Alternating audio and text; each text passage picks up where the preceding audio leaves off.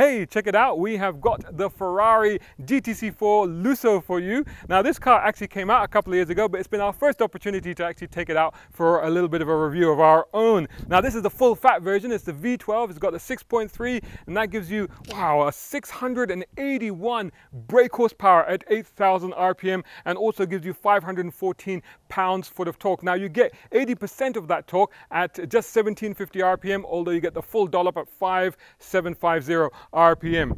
0 to 100 is 3.4 seconds and a top speed of 335 kilometers per hour. Price for this, 1.2 million dirhams, which works out to about $330,000. Now, if you wanted to save, say, a couple of 100,000 dirhams, you could go for a slightly lesser brother, which is the GTC4Lusso T, the T being for twin turbo. That, of course, is for the V8, which is a 3.9 litre V8, and that gives you 602 brake horsepower and more torque. 561 pounds-foot of torque, that one. Top speed of that is 320, and you can see how the torque makes a difference because the 0 to 100 time is only a tenth slower for that one. It's 3.5 versus 3.4 for this one. That car is slightly lighter. It's 55 kilograms lighter, probably because of the engine, but also because of the drivetrain, because this, of course, is all-wheel drive. The T is rear-wheel drive only. This is an evolution of the all-wheel drive that we saw in the FF, which is, of course, this car's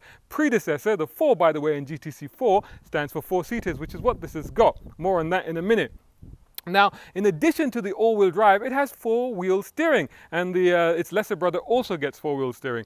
And the four-wheel steering, you know how those systems work. So the rear wheels will turn in the opposite direction at lower speeds to give you greater maneuverability and agility, and at higher speeds, they'll move in the same direction to give you better stability. And we'll give that a little bit of a tryout later on. This is an all-boat, by the way, both cars get 7-speed dual-clutch automatic. This is a new car compared to the FF. It's got new sheet metal, of course, the revised uprated engine and drivetrain. In addition, they said they've freed up more space in the back of the car. By the way, did I mention the price of the T is 1 million dirhams, which is $270,000. Now, going back to the practicality of this thing, this test, I am going to drive it, don't worry, but this test is going to be a little bit unusual when it comes to Ferraris, because we're going to take a little bit of time to just explore the practicality of that, and to start with the boot, as usual. So check out this nifty little Ferrari key, and I can open the boot with this. There you go, just pressing the button, and there you go, it opens up.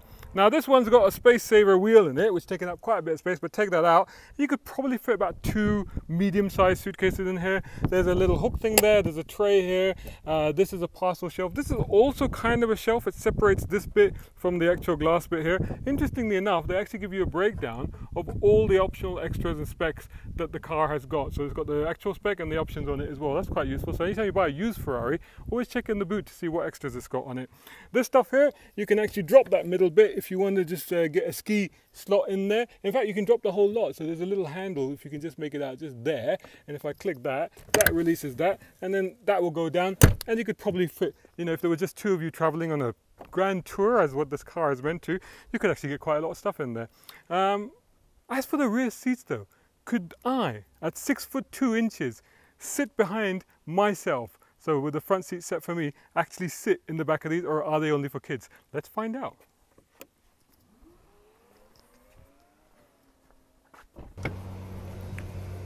So there's a little handle here on this that you do that, and then the seat just automatically goes forward like that. And there you go. And then once you get in, big opening here, check it out. Pull the seat back, it'll come back into its slot. Still coming, still coming. There you go, it stopped. And that's good because that's my driving position right there. Let's put these back up. There you go. And that's got a little strap there that you can fit that into. Look at these seats, look how red they are, extraordinary. Check out the trimming on them, absolutely beautiful. And you've got to have the little embossed prancing horse, haven't you? But back here, I've got AC vents, you know, 2 AC vents, 1 for each, but I'm being greedy, I'm hogging them both, but that's all right. And you can actually turn them on and off from here, so that's good. And also just turn them. This is the same AC vents as you'll find in the front, so a similar sort of style that's carried through.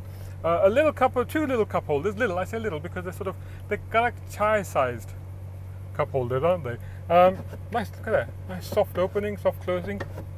And then over here, you've got a little bit of a cubby box, you know, in there. You actually have ISOFIX child seat anchor points in these back seats. There's 2 seats back here, and I feel reasonably okay actually. I feel all right. That's actually the belt thing that actually moves forward and actually slides the belt. So that opens up and it slides the belt forward for the driver when they get in. There's no USBs back here, but I know there's a couple of USBs in that cubby box over there. So I guess, you know, if you're all nice to each other, then there's also a power supply. So I suppose you could split off another few. There's the little seat pockets, but that's pretty much back here. But all you get back here. Now this big, huge, massive panoramic roof that the glass roof that they've got here. They've got reading lights as well, check them out. This glass roof gives it a very airy and spacious feel, so you don't feel claustrophobic in here. And actually I feel like I got a little bit more headroom because of this. So with enough space for my elbows, just about, reasonable space. The feet are a little bit tight under there, but the knee room is okay, the shins are okay. Yeah, you actually, as 2 adults, considering that I'm 6 foot 2 inches, 2 regular size adults, no problem at all, and even 2 larger size adults, no problem at all.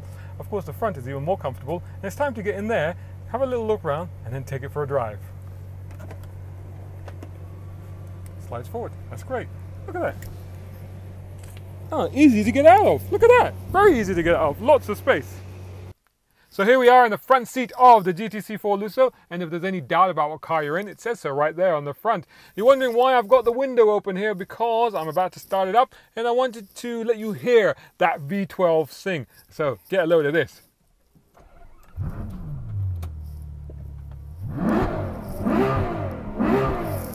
Ho ho ho, now that is an engine.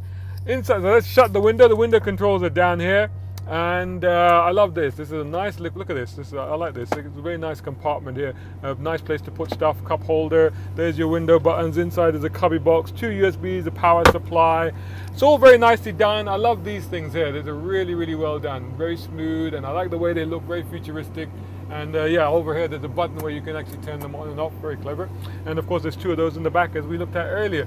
This thing here is an additional vent. So down here, the climate control, which is now quieter and quicker, they say, when you press that, it actually turns that, well, actually that's turning it in its normal default state, which actually then gives you more air in here, so you get a cooler breeze coming through here. If I press the diffuser, that opens that up, and then actually you get more an even distribution of air. Let's turn the fan down a little bit. This is now so much better than it's ever been in a Ferrari. By the way, they've got this thing here, you press the on button here, and all the information comes up over there in case the passenger wants to know what speed you're doing on, unless you just want to scare them. So let's turn that back off again. And this is nicely done. It's very easy to use. It's got Apple CarPlay. I haven't plugged this in, but I have been doing until now, and it's been very good.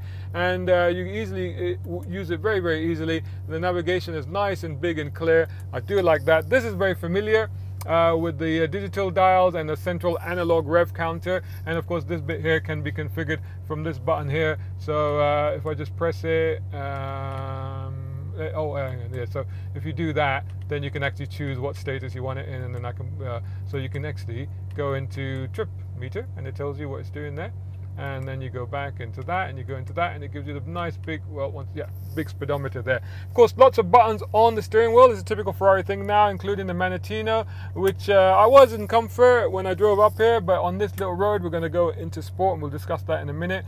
The bumpy road button, actually, let me put it back into comfort and just show you that if I press the bumpy road button, it says you don't need it because it's already in it by default, right? So it's only once you put it into sport and then you press it, and then it selects the bumpy road. Now that is actually softening the suspension. That's what it's doing.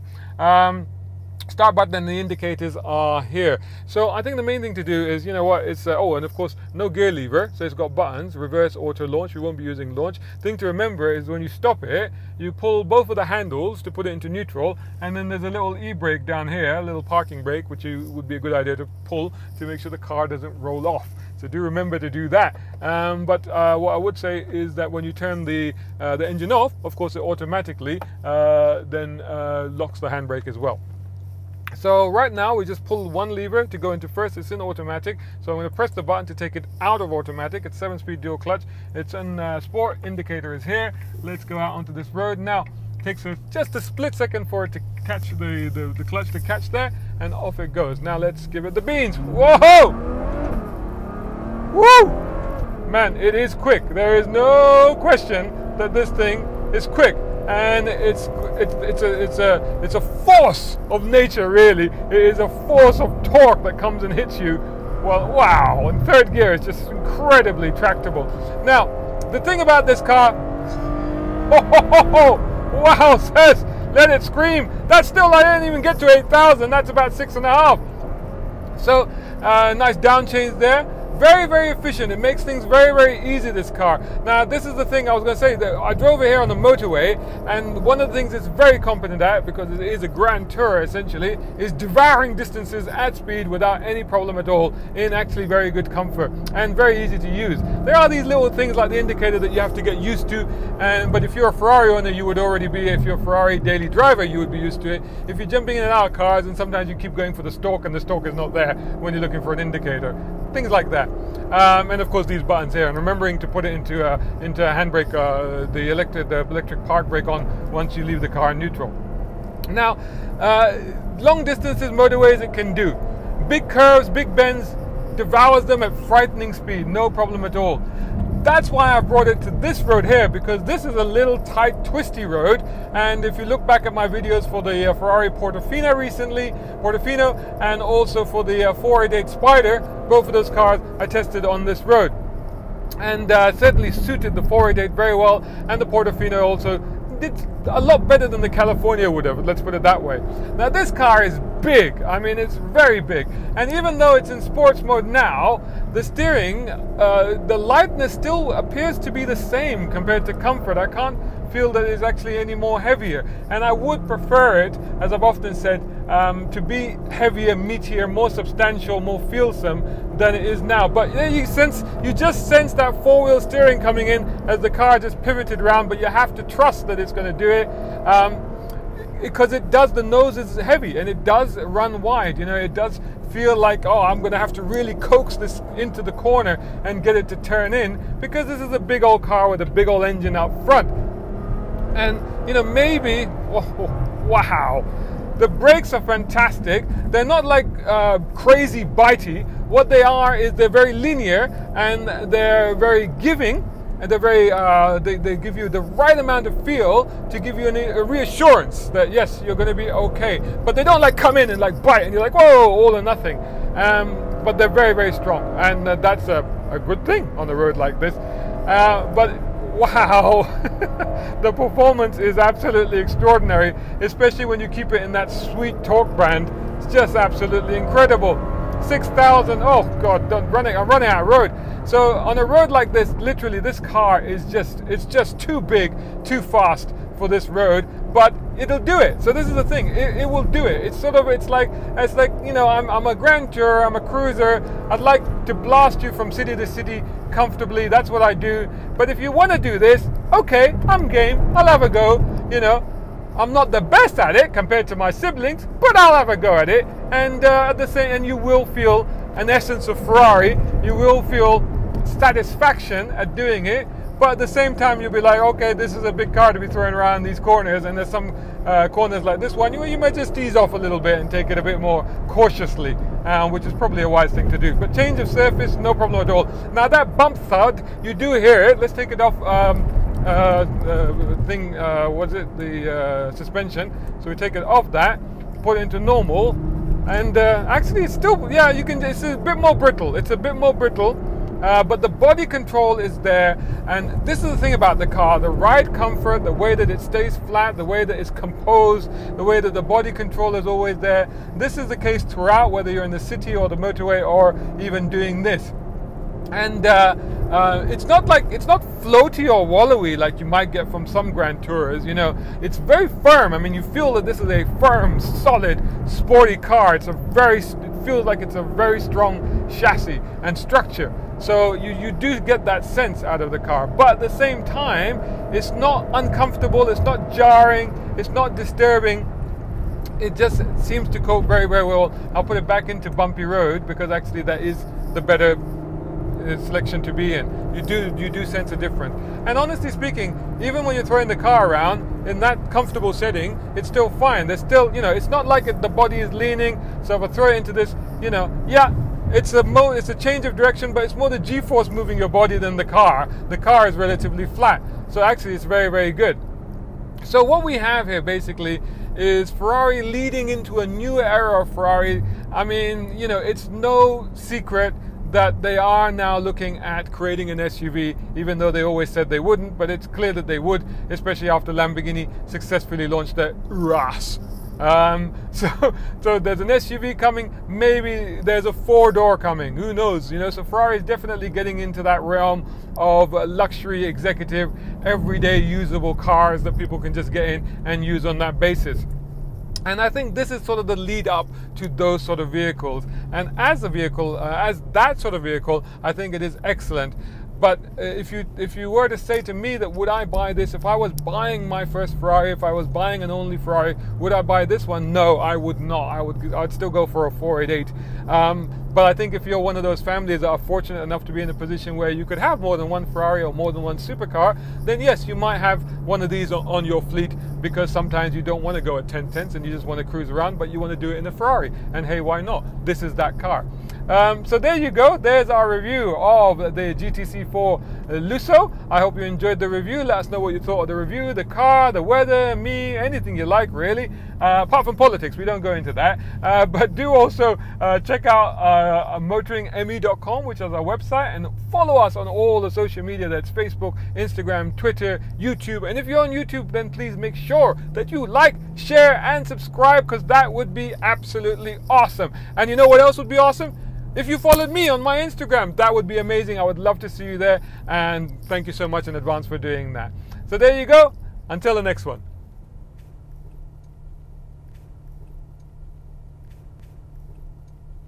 And bizarrely, there's, I don't know if you can see it through that camera, but there's a house. This is what you call moving house.